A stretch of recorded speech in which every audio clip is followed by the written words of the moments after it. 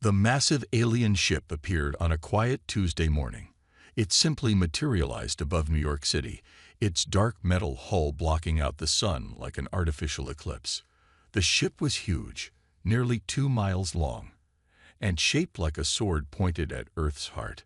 Earth's military forces went into high alert. Fighter jets scrambled from bases worldwide, and missile systems locked onto the unknown vessel.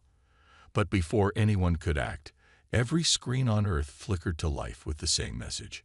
The alien that appeared on the screens looked almost human, except for his golden skin and entirely black eyes. He wore what looked like a military uniform covered in strange symbols. "Primitive species of Earth," the alien said in perfect English. "I am Imperial Commander Marcus of the Galactic Empire's 7th Fleet. Your world has been chosen for integration into our empire. Resist, and you will be destroyed." In the Pentagon's war room, General Robert Stone watched the broadcast with growing anger. "Can we shoot them down?" he asked his staff. A young lieutenant shook his head. "Sir, our radar isn't even detecting them properly. It's like their ship is there and not there at the same time." The alien commander continued his speech. "We have studied your civilization. You still burn fossil fuels. You have not mastered faster-than-light travel. You wage wars over primitive resources. You are clearly in need of our guidance." President Williams tried to establish peaceful communication. Earth's most powerful radio transmitters sent messages of peace and friendship to the alien vessel. The response was immediate and harsh. "Your attempts at communication are noted," Commander Marcus replied, his black eyes showing no emotion.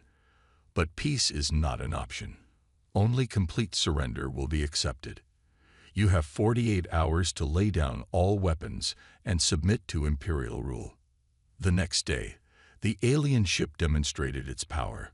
With a single energy beam, it vaporized an uninhabited island in the Pacific Ocean. The blast was so powerful that tsunamis threatened coastal cities thousands of miles away. "That was our smallest weapon," Marcus announced to the world. "Imagine what our main cannons could do to your cities." In military bases across the globe, humans tested their weapons against the alien ship. Fighter jets fired missiles that disappeared into strange force fields. Nuclear submarines launched their most powerful weapons, only to watch them vanish in flashes of light before reaching their target. The alien ship's defenses seemed perfect, too perfect. In his private quarters aboard the subjugator, Commander Marcus watched Earth's pathetic attempts to breach their shields. He smiled, showing teeth that gleamed like polished silver.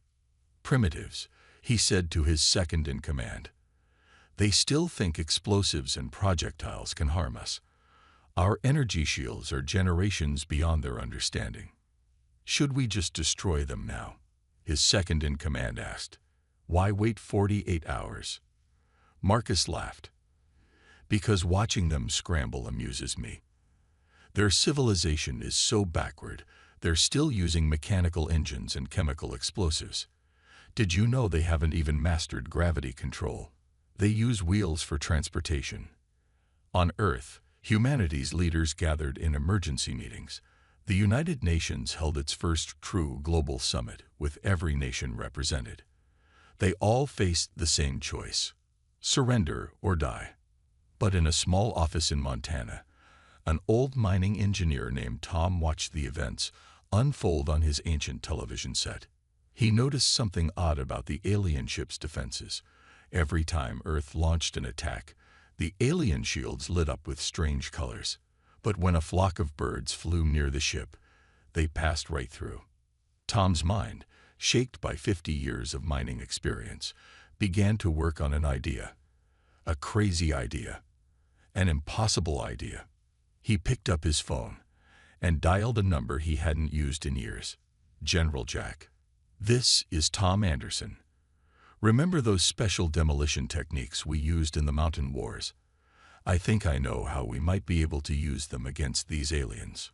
"Tom, this isn't the time for—" "Just listen," Tom interrupted. "The aliens are so advanced, they've forgotten about something very, very basic. something so old and simple that their fancy sensors don't even detect it.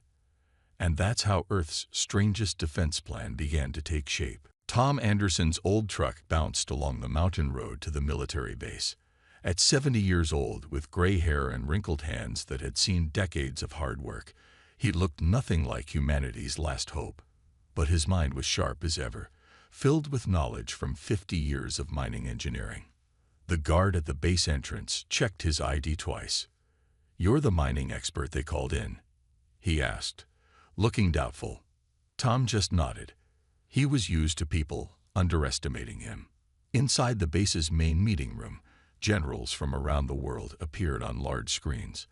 They had gathered to hear all possible plans against the alien threat. So far, none looked promising. "Our best missiles do nothing," one general said. "Even our most powerful lasers can't touch their ship," another added. Then General Jack stood up. He was younger than the others, only 45, with a reputation for thinking differently. "Ladies and gentlemen, I want you to meet Tom Anderson. He has an idea that might sound crazy, but I think we should listen." Tom walked to the front of the room. His work boots left dusty footprints on the clean floor. He carried an old leather bag that looked like it belonged in a museum. "The aliens have amazing shields," Tom began, his voice rough from years of working in dusty mines. "They stop every modern weapon we have. But I noticed something yesterday. Their shields only stop things their sensors see as threats." He pulled out some old papers from his bag. They were yellowed with age, showing diagrams from the 1800s. "These are plans for old mining techniques. Really old. The kind we used before electricity was common." The generals looked confused. One of them laughed. "You want to fight a spaceship with mining tools?" Tom smiled. "Not exactly. I want to use something so simple, so basic, that their fancy sensors won't even notice it. Something that was old when my grandfather was young." He spread out more papers on the table. "This is thermite. It's just rust and aluminum powder. Mix them together, add heat, and you get one of the hottest chemical reactions known to man. No electricity needed. No radiation. No complex explosives. Just simple chemistry." General Jack stepped forward. "And you think their shields won't stop this?" "Their shields are programmed to stop energy weapons, explosives, and radiation," Tom explained. "But this is just chemistry, like a campfire or rust forming on a nail. Would their shields stop a match from lighting?" The room went quiet as people began to understand. "But how do we use it against their ship?" someone asked. Tom pulled out his last diagram. "We make the biggest thermite charge ever built. Add some simple shake charges, old mining explosives. Put them together just right, and we can start a chain reaction that their shields will never see coming." One of the older generals stood up. "This is ridiculous. We can't fight an alien empire with century-old mining tricks." But General Jack was already thinking ahead. "How much thermite would you need?" "Tons," Tom answered. "But that's the beauty of it. The ingredients are everywhere. Every construction site, every old factory, every junkyard. We can gather what we need without them noticing. No special equipment needed. Just basic tools and knowledge that's been around since the 1800s. The room erupted in argument. Half the generals thought it was insane. The other half saw the weird logic in it. General Jack raised his hand for silence. "The aliens think we're primitives. They expect us to use our most advanced weapons. But what if that's exactly why we're losing? What if we need to think simpler?" Tom nodded. "Sometimes the old ways work best. Every miner knows that. Sometimes, when your fancy drill breaks down, you need to grab a pickaxe and get to work." As the arguments continued, Tom walked to the window and looked up at the alien ship hovering in the sky.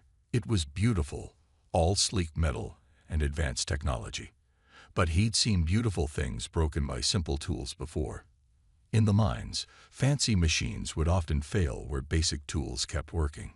36 hours left, General Jack said, checking his watch. If we're going to try this, we need to start now. Tom picked up his old leather bag. Then let's get to work. We've got a lot of rust to collect. The military base's workshop looked like something from the past. Old-style blacksmith tools lay on wooden tables. Bags of rust and aluminum powder were stacked against walls. The room smelled like a mix of metal and dust. Tom stood at a large table, surrounded by military leaders and scientists.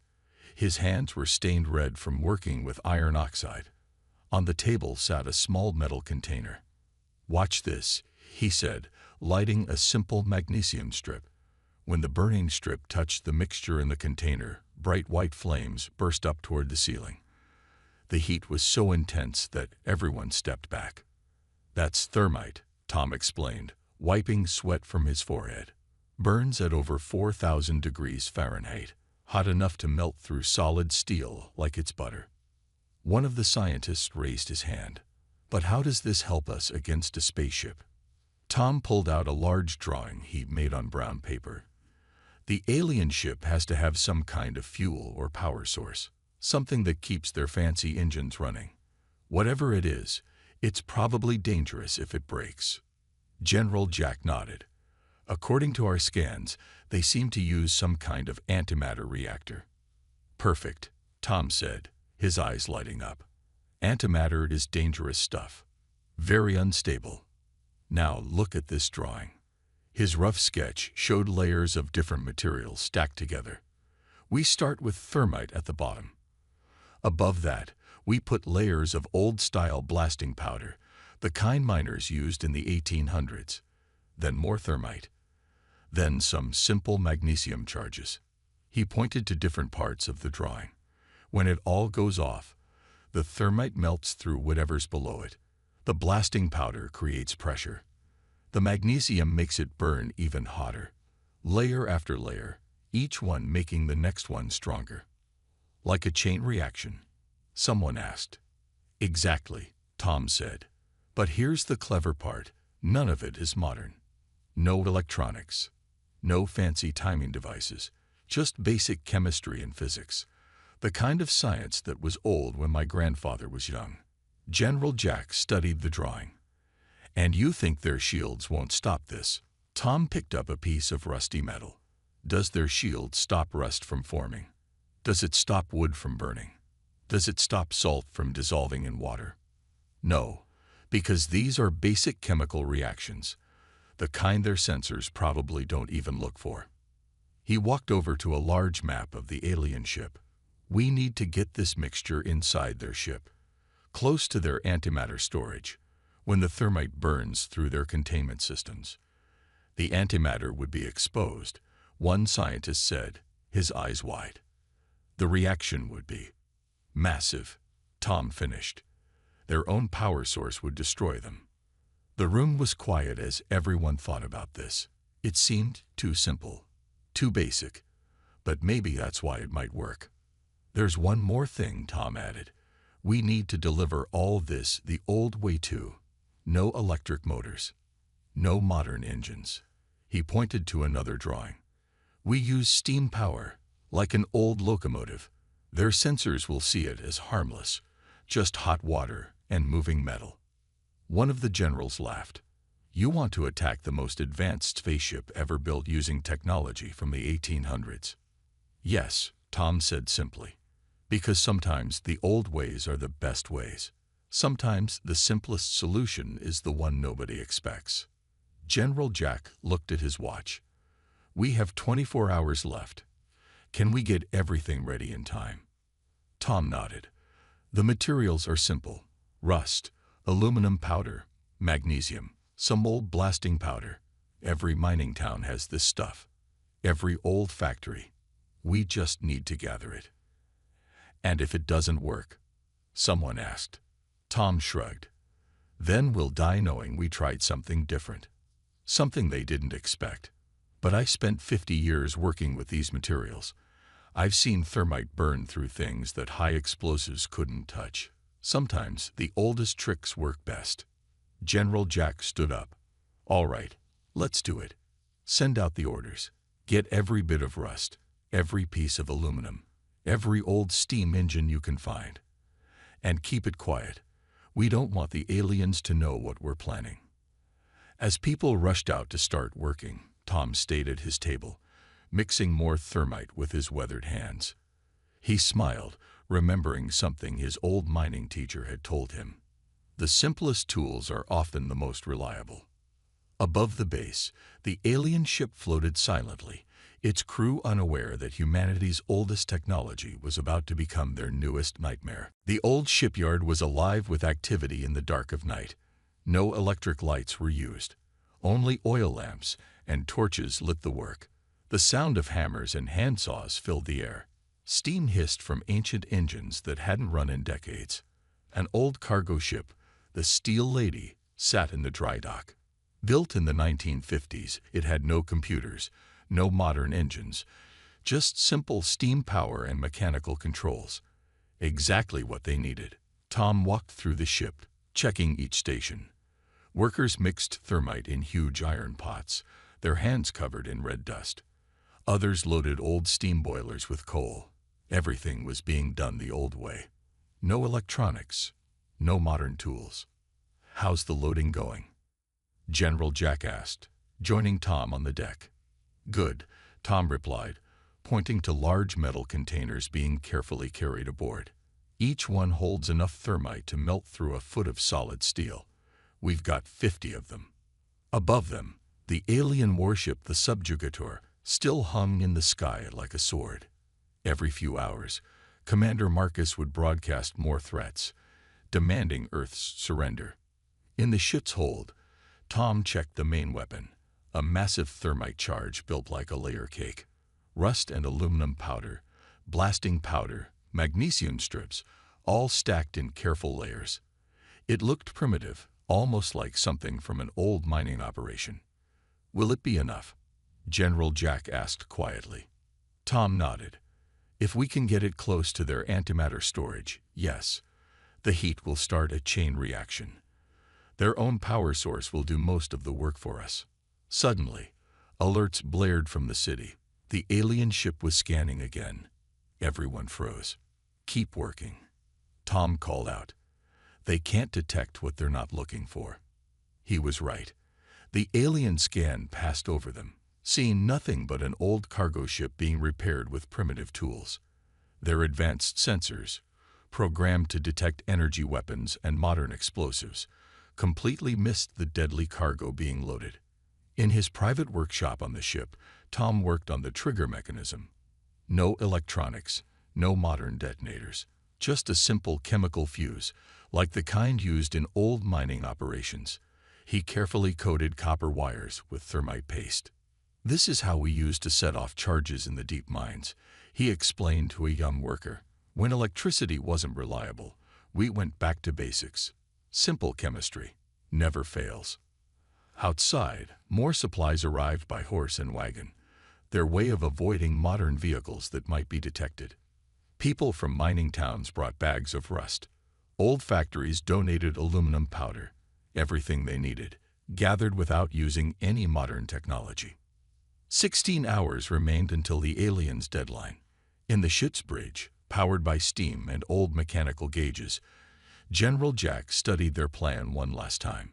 "The hard part will be getting close enough," he said. Tom pointed to the steam engines. "These old engines are so simple, their sensors might not even recognize them as engines. To them, it'll look like we're barely moving, like cavemen trying to reach their ship." A messenger ran up to them. "Sir, the aliens are broadcasting again." On a battery-powered radio, they heard Commander Marcus's voice. "Your pathetic attempts at resistance are amusing. We detect no energy weapons, no military buildup. Have you finally accepted your primitive status?" Tom and Jack shared a knowing look.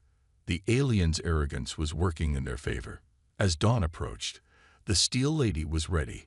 Her holds were filled with the biggest thermite charge ever built. Her steam engines were fired up, black smoke rising from her stacks. Everything was mechanical, chemical, basic. 12 hours left, General Jack announced. "Time for final checks." Tom walked the ship one last time. checking every container, every fuse. His hands were stained with rust and coal dust. They weren't just fighting aliens now.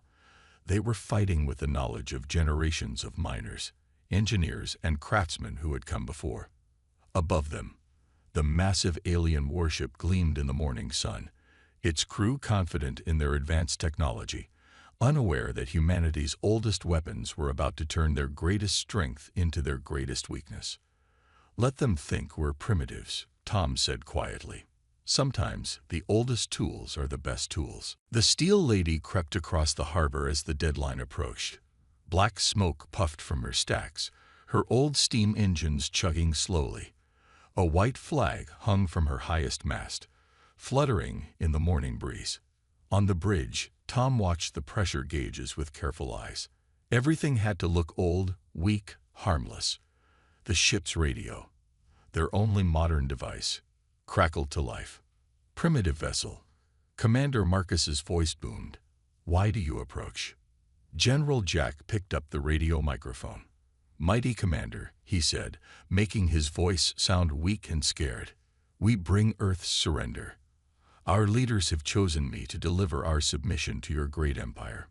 In the alien ship high above, Commander Marcus laughed. His golden face appeared on the radio's small screen. "Finally, you accept your proper place. Approach Docking Bay 3. Any sign of treachery will result in your immediate destruction."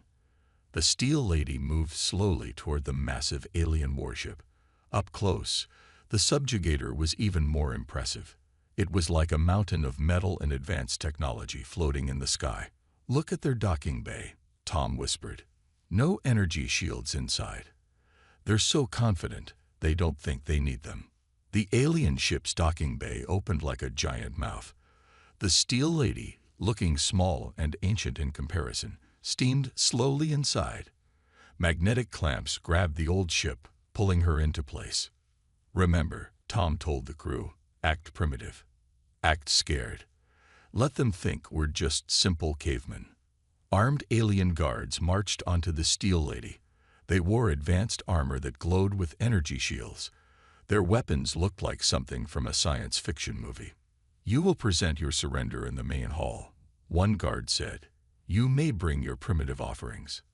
Tom and General Jack nodded meekly. They directed the crew to start unloading the peace offerings, the metal containers filled with thermite charges. The aliens laughed at the sight of humans struggling with hand trucks and pulleys to move their cargo. One guard scanned the containers with an advanced device. "Primitive metals and chemicals," he reported. "No energy signatures, no explosives, just simple elements." Commander Marcus himself came to watch the unloading. His black eyes gleamed with amusement as he saw humans using simple mechanical tools. "Look at them," he said to his officers, "using wheels and levers like children. Hard to believe they ever made it off their own planet." Tom kept his eyes down, playing the part of a simple worker, but inside, he was counting containers and watching locations. They needed to get their main charge close to the antimatter storage. "Where should we put these gifts, Mighty Commander?" General Jack asked, bowing low. Marcus waved his hand. "Put them in the storage bay next to the power core. Let them see how primitive their offerings look next to our advanced technology." Tom had to stop himself from smiling. It was exactly where they needed to be. The crew worked slowly, carefully moving their cargo deep into the alien ship. Tom noted that there were no energy shields inside the vessel. Why would there be? The aliens trusted their outer defenses completely. As they placed the last container, Tom carefully began connecting the simple chemical fuses. To the aliens, it looked like he was just tying ropes around the cargo to secure it. "Your surrender is accepted," Commander Marcus announced. "Earth is now part of the Galactic Empire. Return to your planet and prepare for our rule." "Yes, Mighty Commander," General Jack said. "But first, might we show you a traditional Earth farewell ceremony? It's very simple, just the burning of sacred powder, like primitive humans used to do." Marcus laughed again. "Very well. Show us your quaint customs." Tom reached into his pocket, feeling the matchbox there. Sometimes the oldest tricks really were the best tricks. The aliens never noticed that their new primitive subjects were all slowly backing away from the cargo bay, moving toward their ship. They were too busy laughing at the simple humans and their basic tools. They wouldn't be laughing much longer. Tom's hands were steady as he struck the match. 50 years of mining experience had taught him to stay calm in dangerous moments. The small flame looked tiny in the massive alien cargo bay. "What primitive fire ritual is this?" Commander Marcus asked, his voice dripping with amusement. "An old Earth custom," Tom said quietly. "We burn a special powder to show respect." His weathered hands held the match near the first chemical fuse. The alien guards weren't even watching closely. Their advanced sensors showed no threat, just simple chemicals and basic metals. Nothing their mighty warship needed to fear. They were wrong. The match touched the fuse. A small spark, like a tiny star, began to travel along the thermite-coated wire. Tom started backing away toward the steel lady. "How quaint," Marcus laughed. "They still use fire like." His words stopped suddenly. One of his officers was pointing at the cargo containers. A bright white-hot light was beginning to shine through the seams. "What is that?" Marcus demanded. Tom's voice changed, losing its fearful tone. "That, Commander, is chemistry. Simple, basic chemistry. The kind your sensors don't even bother to detect." The first container erupted in a blinding flash. Thermite, burning at over 4,000 degrees, melted through the metal floor like it was ice. The heat triggered the next layer of charges. "Impossible," Marcus screamed. "Our sensors detected no weapons." "You weren't looking for weapons," General Jack said, now safely at the Steel Lady's entrance. "You were looking for advanced technology. We brought something much older, something much simpler." The chain reaction began. Container after container ignited, each one triggering the next. The heat was incredible. Alien metal, designed to resist energy weapons and plasma shots, had no defense against simple chemical fire. "Seal the compartment," Marcus ordered. "Activate emergency shields." But the thermite was already burning through power conduits and control systems. Ancient chemistry met advanced technology, and chemistry was winning. The aliens' energy shields flickered and died as their power systems melted. Tom watched his creation work. Layers of thermite, blasting powder, and magnesium burned in the sequence he had planned. Each reaction fed the next, growing hotter and more intense. The antimatter containment. An alien officer screamed. "The heat is reaching the containment field." Now Marcus understood. Real fear showed in his black eyes. "Evacuate. Everyone eva." The main thermite charge, the one Tom had built like a layer cake of destruction, reached the antimatter storage. Simple heat met the most advanced power source in the galaxy. The reaction was beyond anything they had expected. First, there was silence, a moment of quiet so deep it felt like the universe was holding its breath. Then light, pure, white light brighter than the sun. The Steel Lady's engines were already at full steam, pushing the old ship back out of the docking bay. Her crew had practiced this retreat for hours, using only mechanical power and human muscle. "Brace for impact," General Jack shouted. The first explosion ripped through the subjugator's hull. Then another and another. The chain reaction was traveling through the massive ship like fire through dry grass. From the Steel Lady's deck, they watched the alien warship begin to break apart. Sections of advanced metal, designed to resist the strongest energy weapons, were being torn open by the power of their own antimatter drives. "Their own power source," Tom said quietly. "All we had to do was break the container. Simple thermite did what all our advanced weapons couldn't." The subjugator's death was spectacular. The ship that had threatened Earth with destruction was being destroyed by the simplest of human technologies. The mighty warship broke into pieces, each piece vanishing in flashes of impossible light as antimatter met matter. Commander Marcus's final transmission was cut short. His golden face showed disbelief until the very end, unable to accept that his mighty warship had been destroyed by primitive human chemistry. The Steel Lady steamed away from the destruction, her ancient engines pushing steadily. Behind her, the pride of the Galactic Empire vanished in a final flash of light that turned night into day. Sometimes, Tom thought, watching the light fade, the oldest solutions are the best solutions. The sun rose over a different Earth the next morning. Pieces of the subjugator still fell from the sky, burning up in the atmosphere like shooting stars. The Steel Lady sat in her dock, her old steam engines cooling, while crowds gathered to see the ship that had saved humanity. Tom stood at the harbor's edge, his hands still stained with rust and thermite. Next to him, General Jack watched the remaining alien ships fleeing Earth's orbit. Their mighty engines glowed as they raced away, broadcasting warning signals to the rest of their empire. "They're telling everyone to stay away from Earth," a radio operator reported, translating the alien signals. "They're calling us dangerously unpredictable primitives." Tom laughed at that. His old leather bag sat at his feet, still containing the simple mining manuals that had helped save the world.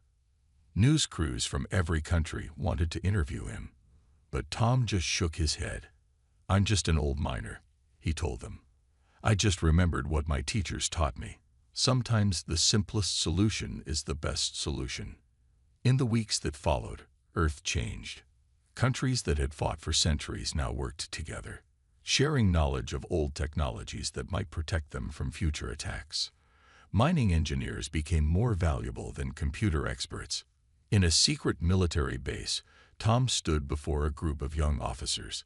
Behind him, a blackboard showed chemical formulas and old mining diagrams.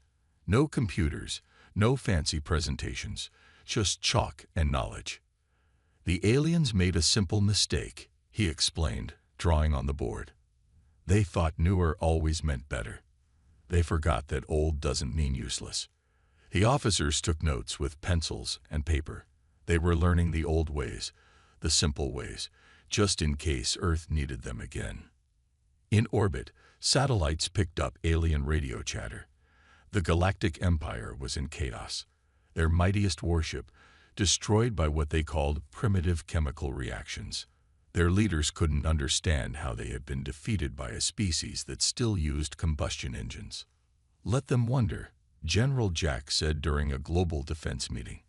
"Let them think we're crazy primitives who somehow got lucky. It's better if they don't understand." Tom agreed. He was already training teams of engineers in the old ways. They learned about thermite, about simple chemical reactions, about tools and techniques that had been around for centuries. "The aliens will come back eventually," he told his students. "But next time, they'll be afraid. Next time, they won't know what to expect. Is it a harmless match or a weapon? Is it a simple chemical reaction or a ship killer?" The Steel Lady became a museum. People came from around the world to see her, to touch her steam engines and look at her simple controls. Children asked their parents how such an old ship had defeated such a powerful enemy. Because sometimes, parents would explain, the simplest answer is the right answer. 1 year after the battle, Tom stood in his old mining office. The walls were covered with thank you letters from around the world. But he wasn't reading them. Instead, he was looking at an old photo of his first mining teacher. "You were right, old friend," he said to the picture.